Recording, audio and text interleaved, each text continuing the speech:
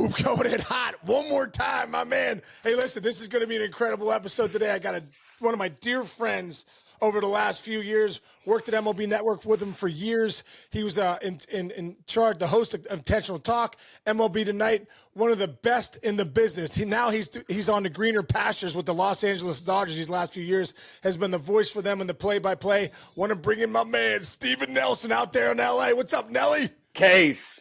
Boom. I didn't think that I was worthy of a call from the mayor's office. So that just goes to show that we are now beneath the bottom of the barrel. No, we're waiting for the big guns, Nelly. I was waiting to bring you in right at the perfect time, and I can't think of a more perfect time than right now with the Dodgers and the Brewers in the NLCS rolling along. The Dodgers are up 2-0. We'll be doing this right before Game 3, which is coming up this afternoon. But I want to pick your brain, man, because you're right in the firing lines, man. You're with this team. You've been around them all year long. You've been around them for the last couple of years. You called the World Series last year when they won that title, and it was absolutely incredible. What do you see right now with the Dodgers, man? What's going so well for them? Yeah, Case, I will pick the lowest hanging fruit possible, and that's the starting pitching. Blake Snell and Yoshinobu Yamamoto in back-to-back games to pitch them to this 2-0 series lead, winning both games on the road. And I don't know about you, Case, but I think that it's imperative for Major League Baseball to bring back the starting pitcher. Yes. Because whatever generation we grew up in, it creates that appointment viewing when you have those aces on the mound and you have those matchups that you have people who aren't even fans of those teams changing the channel for because they want to see Skeens against Otani. They want to see Skubal against, you know what I mean? You create that aura around these guys again. And I understand the rise of bullpenning and how it's happened and why it's happening, especially in the postseason, creating those matchups and making it even harder to hit a baseball than it already is.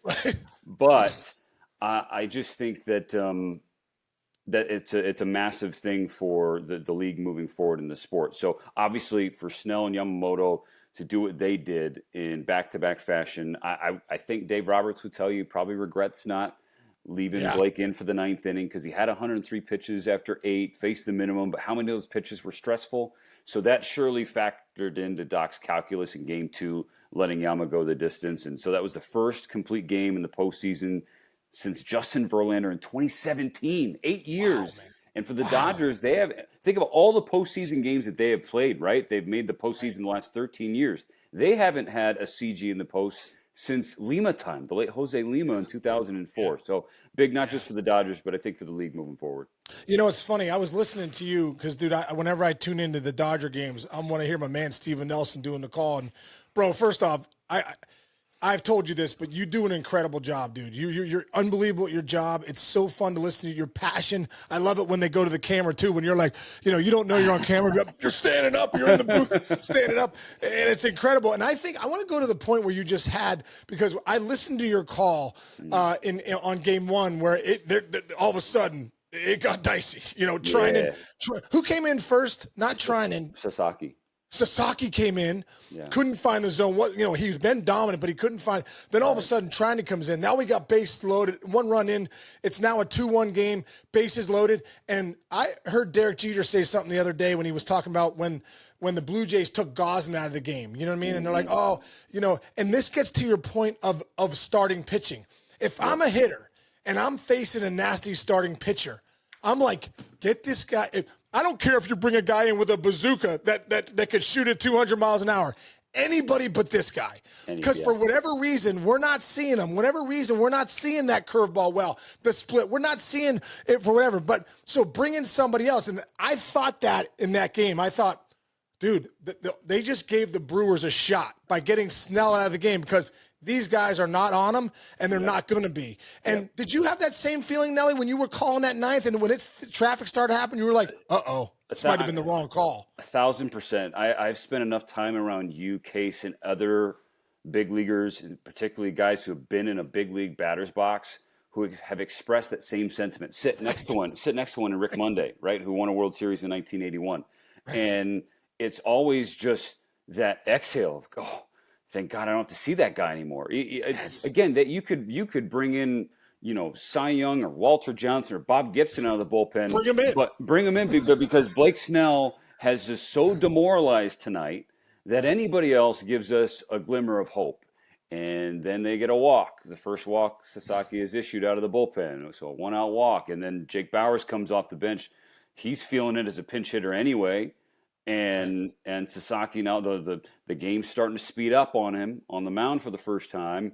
Boom, double, which the Dodgers got to break because it was an automatic double, one hop over the wall. I think if that stays in play, the runner scores. So the Dodgers got a couple of breaks in that inning. You know, Bryce Terang almost got hit with the bases loaded, tying run on third. Right.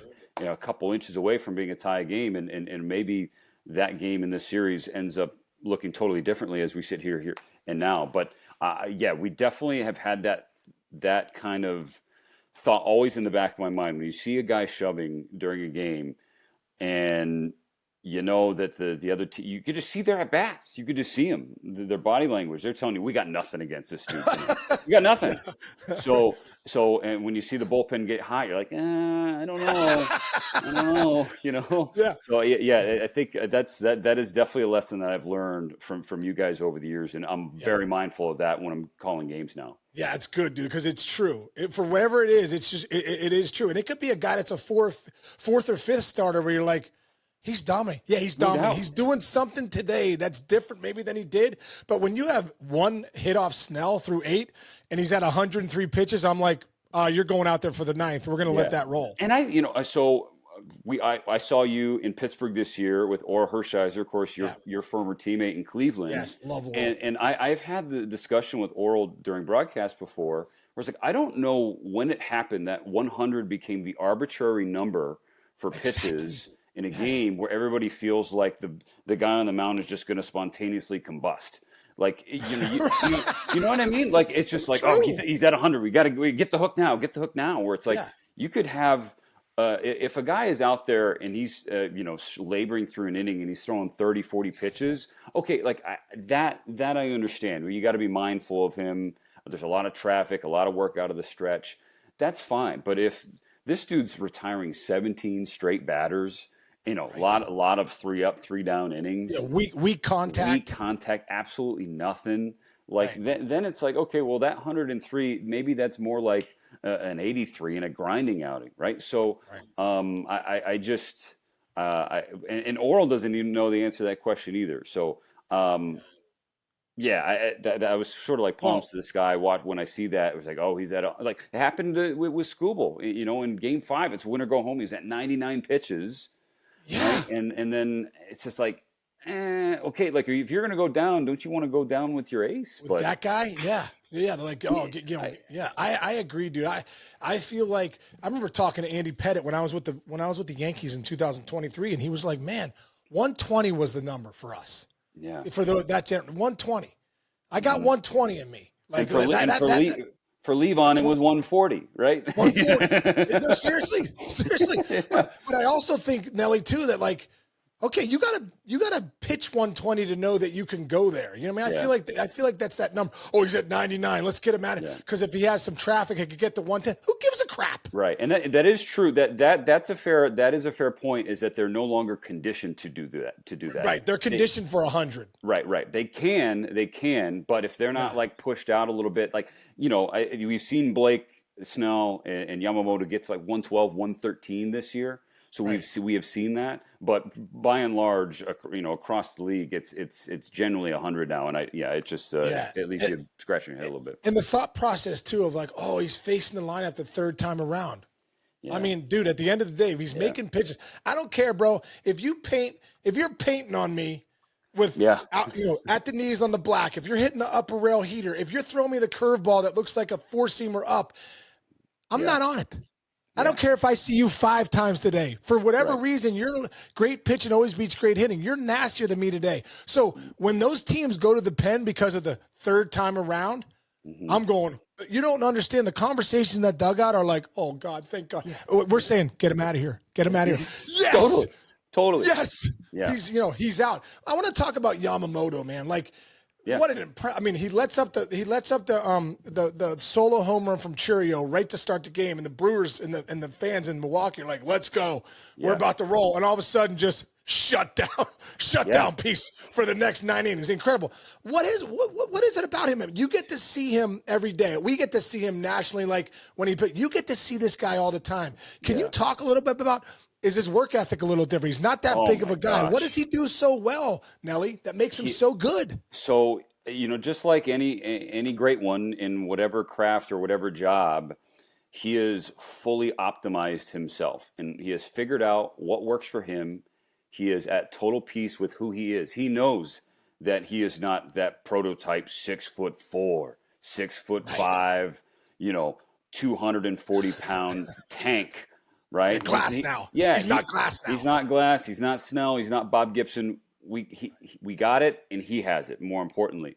But he has dialed in his diet, his workout routine. You see, it was going viral the other night when he was doing his pre-start work in the hall, where he's doing the wall climbs and the handstands and the stretches and all the flexibility, and of course, very famous having the javelins that have been custom built for him to throw on his off days. Dude, his long toss. I'll have to send you this clip. He's in Colorado. He is on like the warning track in right center field. Just no like crow hop. Just sets, throws. Doesn't look like he's doing anything. It ends up on the third baseline. Come on, dude. He's just a freak. And I talking to Galen Carr, who was a part of the Dodgers front office. He heavily scouts Japan and the Pacific Rim. And he was one of those guys at the tip of the sword in their, pursuit of Yamamoto. And I asked him, I was like, when did you know like this dude was different? Right. And he's like, honestly, the first conversation I had, because you can watch him and you see his stuff and you get the pitch data and his stats and all that. But the first conversation I had with him, I knew that he was a stone cold killer, and not like in an angry way. Yamamoto is not a mean guy at all. He is a total sweetheart, but he is just tailor-made to punch you out. And or get you to ground ball, break your bat, because he's the only guy in baseball who's in the 85th percentile or higher in both strikeout rate and ground ball rate.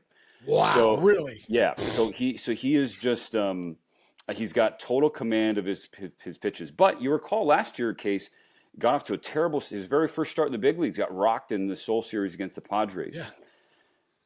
There has to be a period of adjustment, right, for a player coming over, whether it's a guy coming up from the minors, but especially a guy coming over from Japan or Korea or internationally. And he didn't fully give himself up to the organization, right? He was so accomplished and polished in Japan, and he felt so set in who he was, right? He had so much success there. You understand, well, this is work for me. Like, it's going to eventually work. Right. But because it wasn't smooth out the gate, like in order for him to build that trust with the coaching staff and with the organization, there had to be some failure, right? You have to learn through your losses, grow through things. And I think that happened to him. And there was a point last year we said, okay, take me, mold me, make me better. And since that point, he had the shoulder thing, which kept him down for most of the summer last year. But he now has this conviction with every pitch and every throw, and that has added to his confidence. The last thing, Case, I know I'm rambling on here about Yamamoto. No, this is incredible. It's incredible. Yeah, that I think people need to know, and I think you'll appreciate, because you've been in the dugout and you've been in the clubhouses. You're a big leaguer. When I asked Doc, I was like, hey, what makes Yama different? And he goes, a lot of times with young players, but especially international players, and in particular Japanese players, they keep to themselves a little bit. They do their thing. They don't want to get in anybody's way or step on anybody's toes, and they just kind of go about their business. But Yama's just one of the boys. Like, after games, he'll hang out with teammates in hotel rooms, like just chill with them. And he's like, I think that is really unique about him. It's why everybody loves him. It's not just Shohei and Sasaki. It's not just like a Japanese thing. Right. It's everybody loves Yama because Yama loves everybody. And so does he know English, Nelly? He's getting better. He's not. He's still learning, and so that's why if I'm having a conversation with him, Hiro Sonoda, his interpreter, is usually right there. He understands words and phrases and whatnot, but that's still a work in progress. But I think that is something that I've that hit me right away, is because I know what it means for people like you, Case, from spring training all the way through the post. If you guys are going to make it to where you want to go, you have to have dudes play together. Yeah. And so if you have one of these aces who got a $325 million contract, but he's not like, in an ivory tower, he's just kind of down in the trenches with you. I think that's really important. Yeah, no, it means a lot, man. You're with these guys more than you're with your family. You know what I mean? It's the bottom line. So, like, you don't want to isolate. You're with 8 months, your spring training and all that stuff to get together in the rooms after the games, maybe have a beer after a game or whatever. Nowadays it doesn't seem like anybody has any beer. So whatever you do, video games or whatever, getting together with guys. Protein smoothie. Recovery shake. Yeah, come on over to my room for some Fortnite and 17 protein smoothies. Let's go. These guys know what it takes nowadays. You can't have beer and get dehydrated. You know what I mean? You gotta just have some protein smoothies. So quick anecdote on that. I remember I was doing a game with Eric Karros, fellow first baseman like yourself, and we're down by the batting cages at Coors Field, and Kiké Hernandez, who's just dominating October again. Yeah. Kiké's eating an acai bowl, and then Ike's like, "What do you got?" And Ike's like, he's become a health freak, but he was kind of giving Kiké some grief. He's like, "Yeah, is that pregame acai?" And Kiké barks back. He's like, "Yeah, we're not running on pizza and beer like you, Karros." And Ike's like, fair enough. Like that, it was a little different back then. What was in the visiting clubhouses? Yeah, so true. I was surprised when I was with the Yankees 2023. I go to the back of the plane. You were going on a West Coast trip, first trip, Colorado, Anaheim.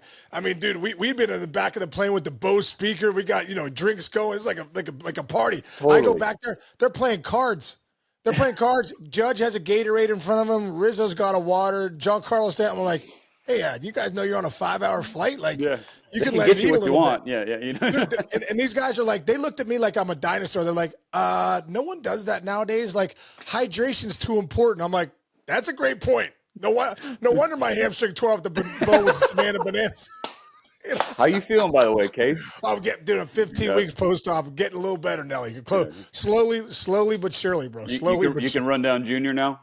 Yeah, no chance. Junior was the first call he made me, Nelly. He was like, hey, man. He goes, off the bone? I go, yeah. He goes, all right, let me tell you what's going to happen.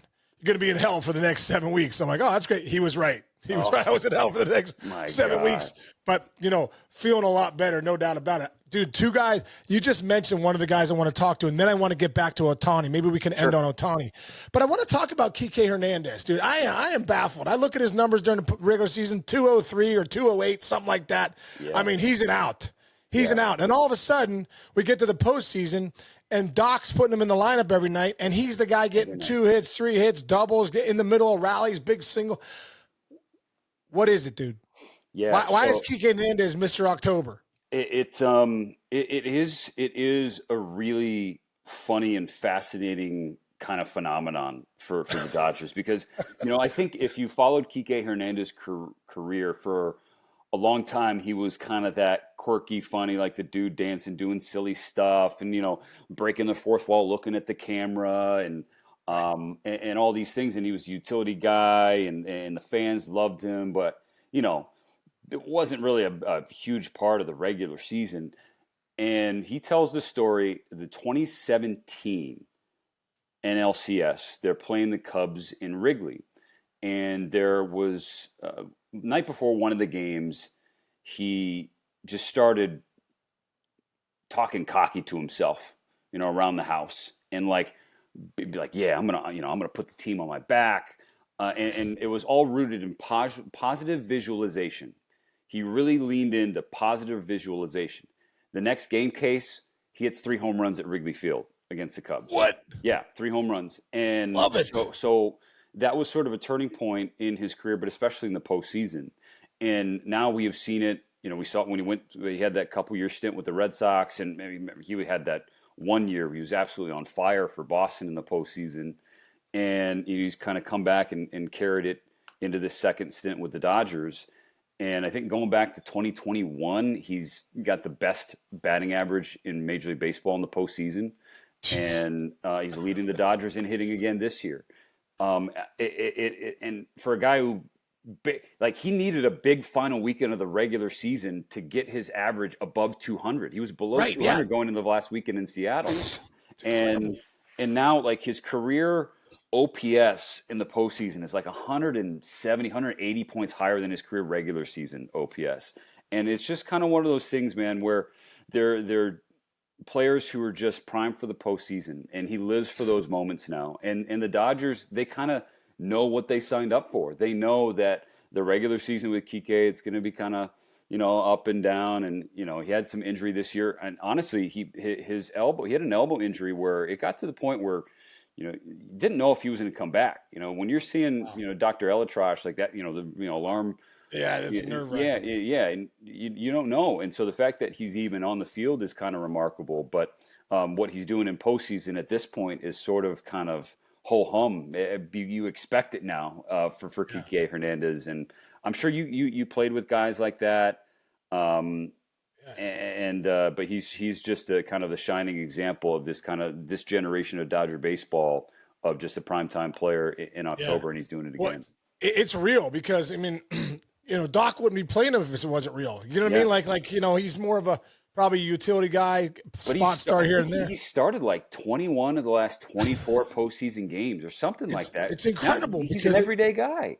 Yeah, all of a sudden gets to the postseason. He's one of the best. He is the best player. So what a weapon! Because you look at the Dodgers. You go up and down that lineup. You got Freeman. You got Betts. You got Otani. You got Muncy. You got Smith. These guys are some of the. And then now you throw Kiké Hernandez in there, and you're like, oh, it's Key. No, this guy's actually a factor. Right, but I think and that's another thing that I've learned from sitting next to you guys for so many years is that the championship teams, you have your MVP, or in the Dodgers case, MVPs. You have, your all-star or our all-stars, but to win it all, you got to have those glue guys step up. Like, you think back to those Tigers teams, and who the headliners were, right? It was Miggy Cabrera in his prime, and you had Victor Martinez, but you had a monster postseason, right, for them, right? And it's those kind of those glue guys, those role players, whatever label you want to slap on them, who push the team kind of over that postseason hump. And so Tommy Edman last year was last year. I was just thinking the same thing. Yeah, and he's continued again this year. A guy who really had a down regular season, really battled injury, but once again in the postseason, Kiké Hernandez, Max Muncy, like, those are the difference makers for the Dodgers. Yeah, and let's talk about the one guy that obviously we all talk about because he's probably the greatest player of all time, who's not having a good postseason. No. As a matter of fact, he's not having a good postseason, and it's one of the first times we've seen him hit batting practice on the field, I believe yesterday, which is not a normal sight, right? That's not really part of his routine. What did you think when you saw Otani taking batting practice on the field yesterday? I loved it. I loved it because I just think sometimes you got to switch up your routine. Like, Otani, he does all of his work in the cage. It's very, kind of minimalistic. It's a couple flips, some tee work, and then he just doesn't goes really out do BP, right? Doesn't he? Not. He just is it really true? Flips and tee work? Yeah, I mean that's essentially what he does. That's what he leans on. He keeps it simple. It works for him. It clearly works for him. Clearly. Just roll out of bed and hit 55 and, back-to-back 50 bomb seasons. But he also, because he's keeping in mind, his non-game work. He's got to take care of his body because he's also going to get ready to pitch this year. He's just an alien. And so, but because the postseason has been such a grind from Case, and you've watched these at-bats, these are not Otani at-bats. There's some ugly ones. We're just being honest. There have been some really ugly ABs, and he just seems lost. Off balance. Yeah. Freddie Freeman is another guy who does a lot of his pregame work down in the cage. Like, he doesn't hit BP on the field every now and again. But when he's scuffling, he does. And when he's trying to kind of turn things around, he'll come out on the field and take BP on the field. And so I think to see Otani kind of say, hey, you know what? Like, I got to switch it up. Let me just get out there and just let it rip. It's basically like, you're on the practice putting green, and you're just kind of making those 3-footers. Like, Otani can hit bombs in BP, but sometimes you need to see it and feel it again to know that you can do it again. And so I mean, and there are a couple. I don't know if there was some video. The Dodgers put out a video. He hit one on the roof, right? Yeah. He went to where Schwarber went in the last series. That's where he went. Granted, BP for Schwarber to do it in a game against Yamamoto. That's ridiculous. By the way, scam. 455 scam. Statcast scam. I'd be more likely to believe it if you said 655 than 455. Right. Dude, that's ridiculous. and I'm sure you were there. Obviously, I've played there, so I know how far it is, but you get to see, right? That's so far. I was like, you're selling Schwarber at least 50 feet short. But anyway, so I think it was a good thing to kind of switch up the mojo. He has hit some balls hard in this series against the Brewers, which is another good sign. I think he went 115 the other night in Game 2. And then he had a 100-mile-per-hour ground out in Game 1. So he's starting to hit the ball a little bit harder. But because he was just being, pounded inside by those phenomenal Philly lefties, I think now he's kind of, this is me as like just a broadcast clown talking, but gathering that like he's just kind of losing his front side. He's pulling off the ball. When he's at his best, man, when he's at his best, he is just kind of, driving it the other way, staying square to the ball. So he's just got to get back to that. Yeah. No, Nelly. That's a real thing for me as a lefty. If I faced a good sinker ball or lefty that kind of just started messing with me, and then he could hit me with a slide or two. When you face Sanchez and Suarez and Luzardo and those guys in that first series, dude, it's a real thing. Yeah. I know for me it was, and I know obviously for Ohtani it is too. Is that you start getting in trouble with the balls in on you from a lefty. This front shoulder starts to, and it doesn't have to be a ton. It could be that. Yeah. It's enough to lose. It's enough to lose the sinker ball or righty. Now that sinker ball or righty, it's a rollover. It's out front. It's a weird, and so gauging that back, you're like, oh, now he's facing righties. Yeah, but he lost his swing against the lefties. And if you have the regular season, okay, it might take me 5-6 days. Well, because it's the postseason, we go, what's wrong with Otani? Yes. Well, what's wrong is he's a little off. Yeah. He's one swing away, dude. You're one swing away from getting super hot. Always one. And so you're right. When you're being worked inside, they're dotting the inside corner. They're getting calls maybe off inside, or you're swinging the balls off inside. Now that changeup or breaking ball away that's in the middle of the plate looks like it's a foot outside. Right. And that's why he was being frozen by pitch. You're like, why? He just took a pitch down the middle. Well, I was like, yeah, but he's totally lost his calibration. And you brought up an excellent point, because the fact that it's happening in the postseason, everything, you're not accustomed to seeing Ohtani struggle. He does have cold stretches in the regular season, but it's the regular season, and then he busts out of it, and then everything's fine. But when it happens in the postseason, you had a front row seat to it with Aaron Judge. For those guys, it's a different curve. It's totally different. And there have been some moments this postseason where it feels like or looks like Show is trying to make up for it with one swing every time. He's trying to hit a 7-run home run to make up for the fact that he's 2 for his last 30. And that never works. It never works. It's human nature, but it never works. True. So I think that the Dodgers are just waiting on that one swing, and maybe it happens in Game 3. Yeah. It's going to happen. I really think I like what you said, the 115, 100. I mean, all of a sudden it means you're squaring them up. You're seeing it better. So I'd be shocked if he's not a factor in these next couple games, probably even today in Game 3. Yeah. I want to talk about really quick about his last thing about his pitching, because I feel like it was when he wasn't coming back right away with the Tommy John. Everyone's like, oh, man, what's going on? Right. What are they doing? Right. And like, oh, okay. Then he came back. Oh, he got an inning. He got another inning. Then his next 2 innings, 3. And we're like, man, what are these guys doing? And then there was a stretch there, Nelly, when Muncy went down. It felt like your whole pitching was falling apart. And I'm like, how is Doc not letting him go more innings? Because I feel like now's the time they need him. The whole staff is banged up and everything like that. But he comes back in those last 2 starts. I think he goes 6 innings, 5 innings, no hits. All of a sudden you start to see, uh-oh. Yeah. He's exactly where he needs to be coming in to the postseason. Do you think was that planned to do that with Ohtani? And do you feel like who's the best guy on this staff, dude? Is Ohtani? Seriously, it's like splitting hairs. You got legit number ones, dude. I mean, there's some staffs out there. You got 4 legit number ones. Yeah. There's staffs out there that have like, oh, this guy's a 1, but I'm like, yeah, but you're a 3 on the Dodgers. You're a 4 on the Dodgers. These guys are 4 number ones on any staff. Yeah, and not to mention like a should be unanimous inner circle Hall of Famer and Clayton Kershaw just chilling in the bullpen. Oh, we forgot about him. Exactly. Yeah, because he's in year 18, and obviously he's a different guy than we're being fair and respectful at the same time. Right. So, it's a great question. I think that it is playing out perfectly for the Dodgers. They could not have forecasted it any better to have these horses be healthy and be rolling, arguably peaking during the postseason. Because, most part, you have guys making, 20, now it's like 20 to 25, 20 to 30 starts here. Yamamoto was the only guy to make every single start this year. He made 30 starts in the regular season.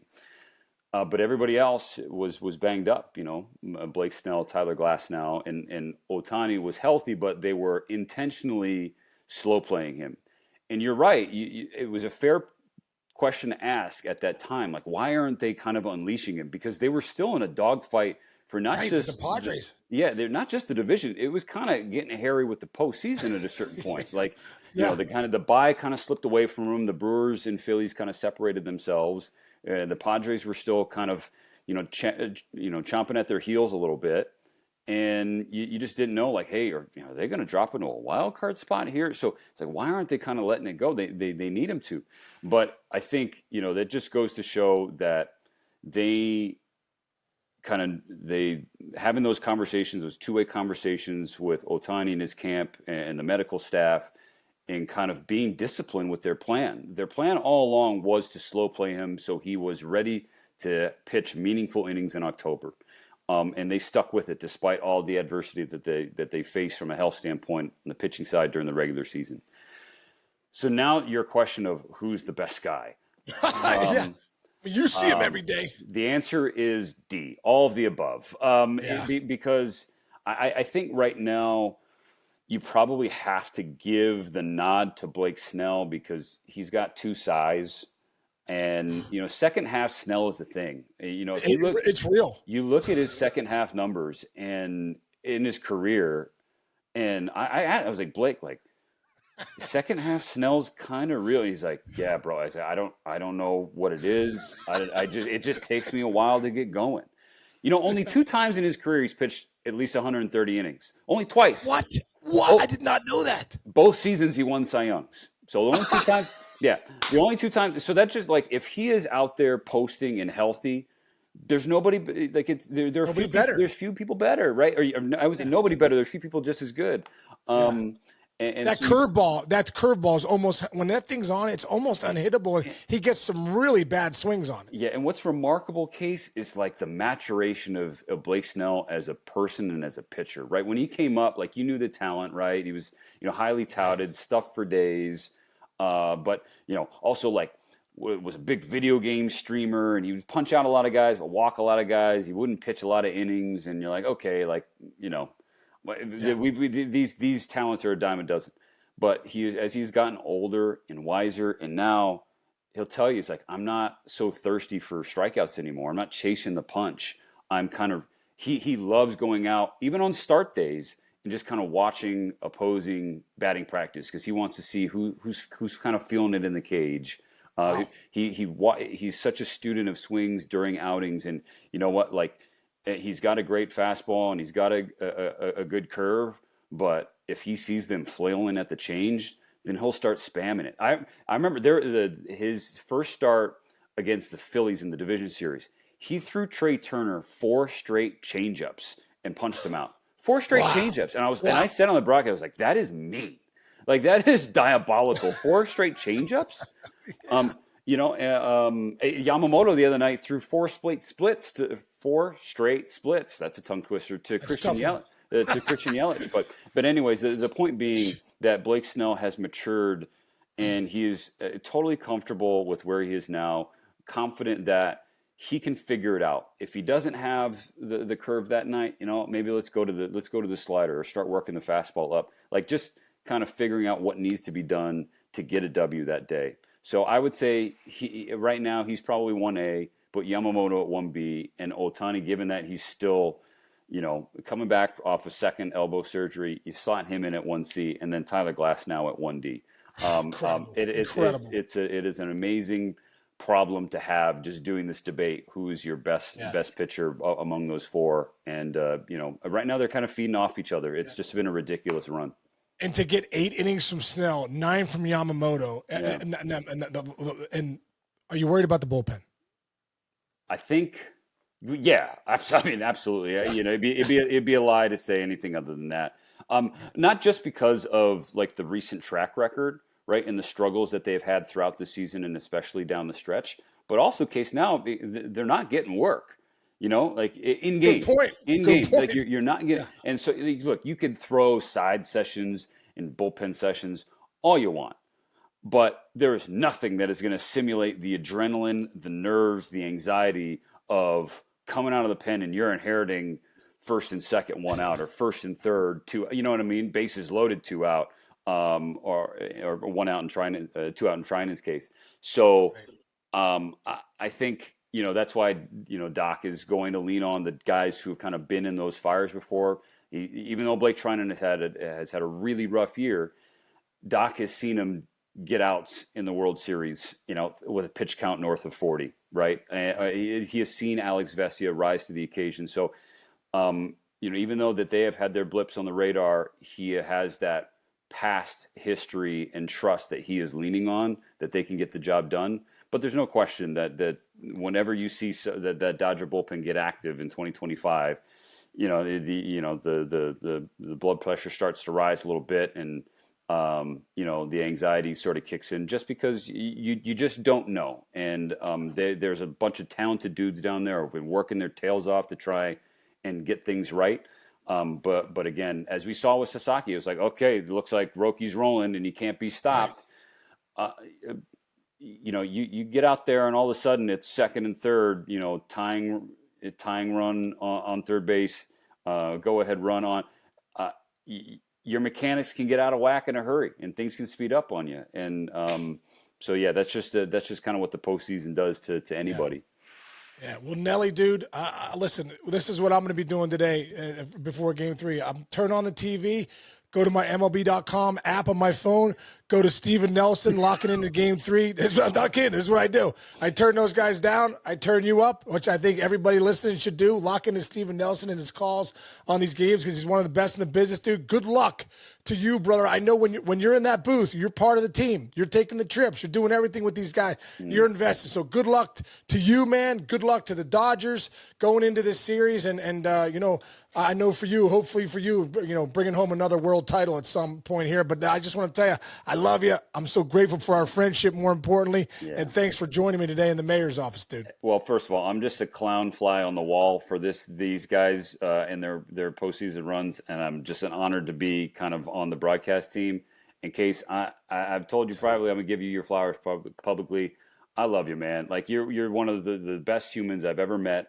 So passionate. And more importantly than that, just so authentic and real to everybody. You treat everybody the same, whether they're a Hall of Famer or they're an intern at MLB Network. Saw it with my own eyes for so many years, and you've inspired me to kind of be better as a human being. And so love you to death, and just appreciative for you having me in the mayor's office. I appreciate that, Nelly. You're the best, and I'm looking forward to seeing you here at some point, maybe at the World Series or down the road. We'll hook up. Make it happen, brother. Thank you, man. Good luck, dude. Thank you. Thanks, Nelly. See you, brother.